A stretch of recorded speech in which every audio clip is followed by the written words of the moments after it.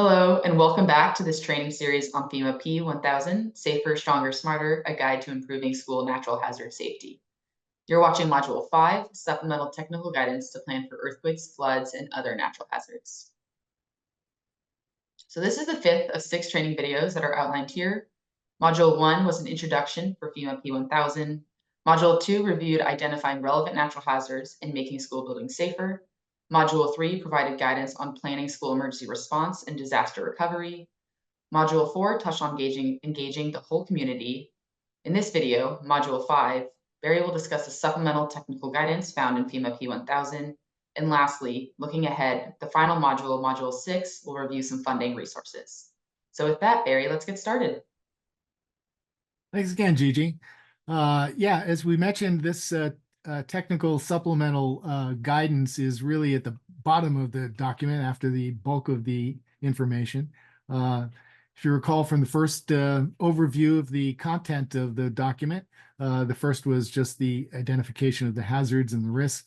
The second is hazard-specific supplement. So as you were going through looking at your particular vulnerabilities to hazards, you were being asked to either come to this section and read these or to consider them. So you can see here the earthquake, flood, hurricane, tornado, tsunami, high winds, and other hazards is really the more detailed information and giving guidance on a particular natural hazard.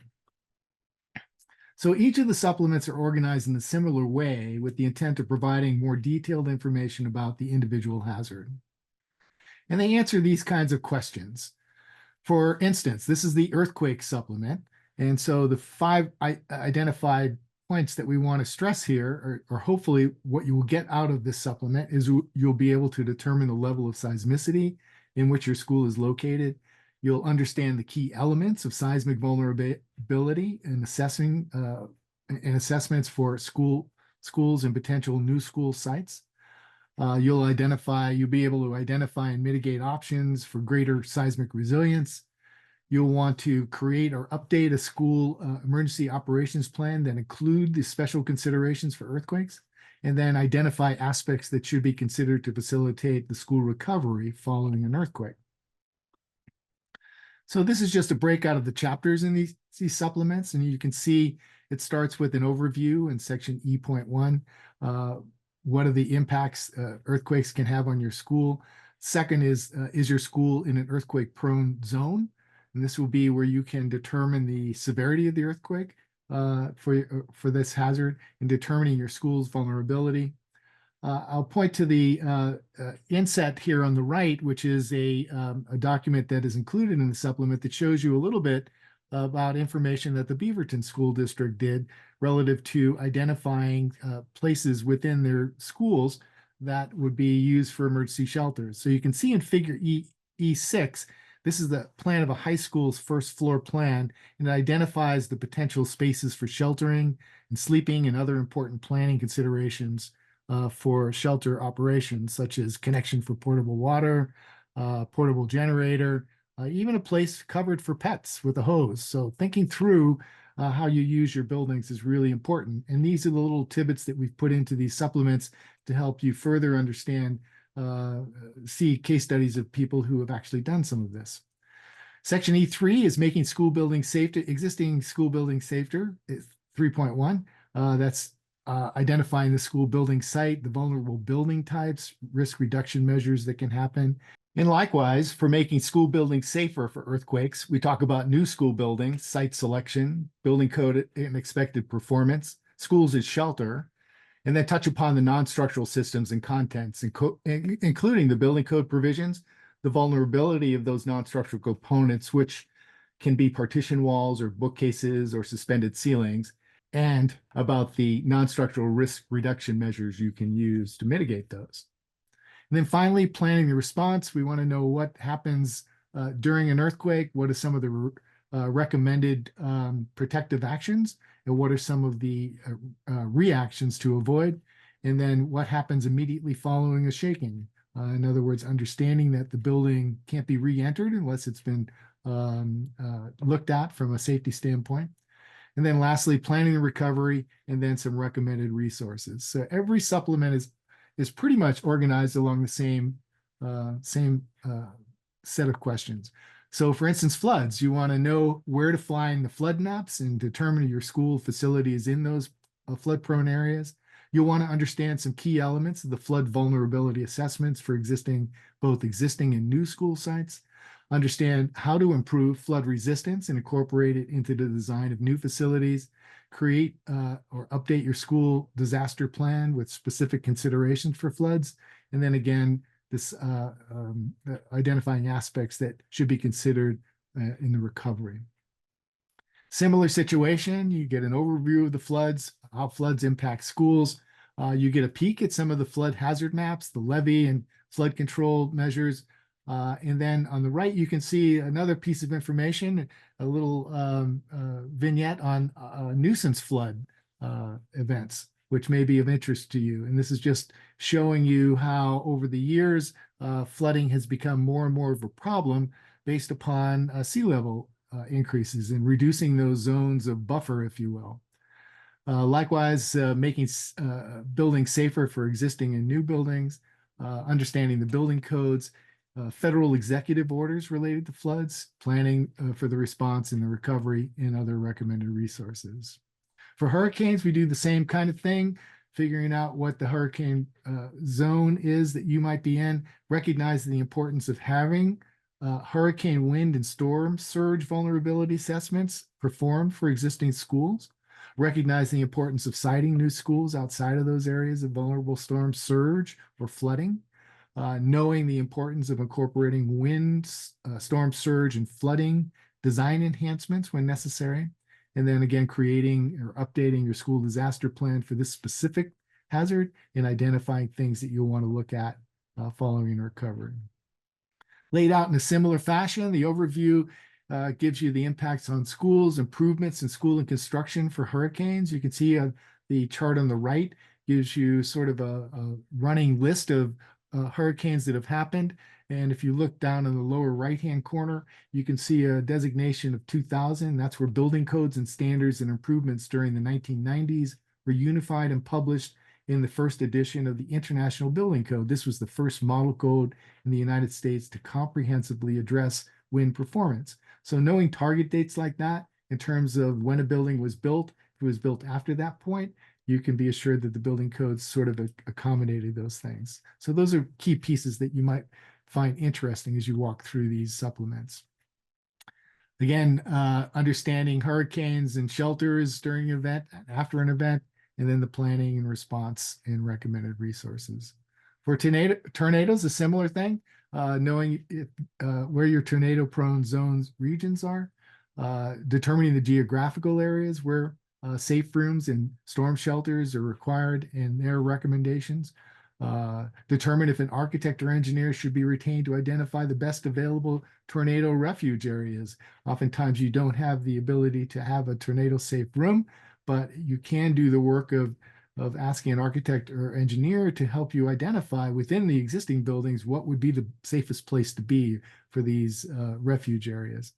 Again, creating an update, a school disaster plan with specific considerations for this hazard, and then following through with the school recovery.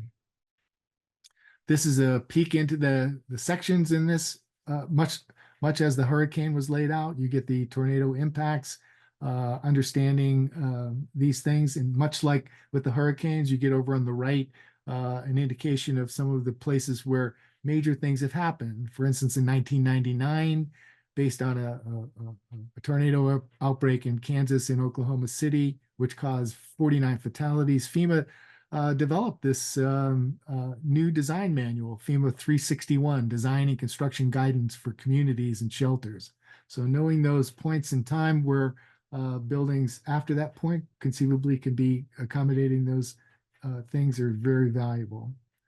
Same kind of things, understanding safe room, shelter costs, shelter timelines, etc. Similarly with tsunamis, understanding the zone that you might be in, understanding considerations for existing schools as opposed to new schools, understanding the roles that schools can serve in providing shelter for people in place, staff, students, and community, creating an update or school disaster plan, based upon this as one of your hazards, and then considering follow-on things. Again, causes of tsunami. The chart on the right shows you that over 80% of the tsunamis are caused by earthquakes and landslides. Just being cognizant of what the root causes are sometimes is helpful in understanding what you need to do. Same general layout, where we get the same considerations. For instance, in new school building design, we talked a little bit about in one of our case studies, the design for vertical evacuation centers. It goes into more detail. It gives you that example in more detail. Some of the response things that should be thought through in a little more detail are the warning signs, the plans and policies and procedures, and evacuation protocols in practice. As you saw in our first video, the evacuation time from the zone where the tsunami was to occur and where that refuge center was could barely be met by a professional runner. High winds, same kind of thing. Identify these opportunities and do yearly inspections and maintenance. Understanding the importance of having yearly inspections, creating an updated school plan, and then school recovery needs. High winds, same kind of thing as all of the other supplements. You'll want to look through these sections and dig deeper and see what can be done and thought about. Okay, Supplement X addresses other hazards and recommended resources. In Appendix E, there is additional information, including how to determine the seismicity of the region of the site, and much more detailed information about the adequacy of building codes. In floods, similarly, this actually is quite a large appendix. It gives a lot of information about the flood insurance rate maps, related products there. Also talks about different kinds of flood hazard maps. I didn't know this until I became part of this team, that we have coastal flood maps, riverine flood maps. So there's all kinds of things to consider. There's the list in this table here of the flood zones, hazard zones for firm resources. And then lastly, we have these resources. When we started this project, we did an intensive literature research on school safety and hazards. And we discovered there were hundreds of documents that we found valuable. And what we've tried to do in this resources section is just to simply to categorize them into useful areas where if you have interest, you might dig a little deeper. So for instance, AR1 is a section that includes resources relative to community engagement. Excuse me, communications. AR2 is community engagement. AR3 is curriculum, wonderful resources for schools that might want to have thinking about how they can incorporate curriculums for hazard safety into their curriculum. Disaster emergency planning. Here you can see we get into general guidance, federal laws, applicable emergency operation plans, and even some examples of school safety plans. So that might be of interest to you. Emergency management, exercise drills, international resources. The United Nations Disaster Resilience agencies are very much involved in this kind of a thing. Mental health resources and vulnerability assessment. So again, hopefully a wonderful resource for you to dig and dive deeper into any of these areas that you may have interest in. So with that, I will turn it back to Gigi to see if there are any questions. Great, thank you so much, Barry. Yes, a couple of questions. So first, are the hazard-specific supplements geared towards architects, engineers, or building professionals only? Do you see a benefit to non-building professionals reading these hazard-specific supplements? I do see a benefit for non-professionals reading it because of the little stories that are told in these supplements. They're not specifically not for non-technical people, and so I would definitely encourage it. It definitely lets you follow the path, so to speak. What does it mean to identify how strong the ground shaking is? What does that mean in terms of the vulnerability of buildings? So I would definitely say that it's not out of, it wasn't written in such a way that it's really highly technical. It's written in a way that gives the guidelines or the guardrails that people want to follow as they pursue more of the issues related to individual hazards and what are the things that we can do to mitigate them. Great, thank you. Second question. So, as FEMA P-1000 states, and as your presentation underscored, many schools are exposed to multiple hazards such as floods and earthquakes. In these situations, how are the multiple hazards considered relative to one another? Is there a way to prioritize them, or is the recommendation to just address all hazards simultaneously? Well, it's a great question. It's one we struggled with, and that's consequently why we created that map of duration and whether it occurred without warning or with warning. So these are questions that you want to lay down on the table and sort of evaluate. For instance, the tornadoes and the earthquakes occur with very little warning, and so they obviously would raise up in terms of their importance in terms of your overall hazard plan for a school that might be exposed to several hazards. So yeah, we've tried our best to give you some guidance there, but I would suggest that realistically, it's to be intentional and to use your consultants to help you evaluate, and prioritize which projects get raised to the top, if you will, with regards to your efforts for school safety. Great, thanks, Barry. So this concludes training module 5, supplemental technical guidance to plan for earthquakes, floods, and other natural hazards. And the next and final module, both Lori and Barry will discuss funding support and other resources for advancing natural hazard safety. We hope to see you there.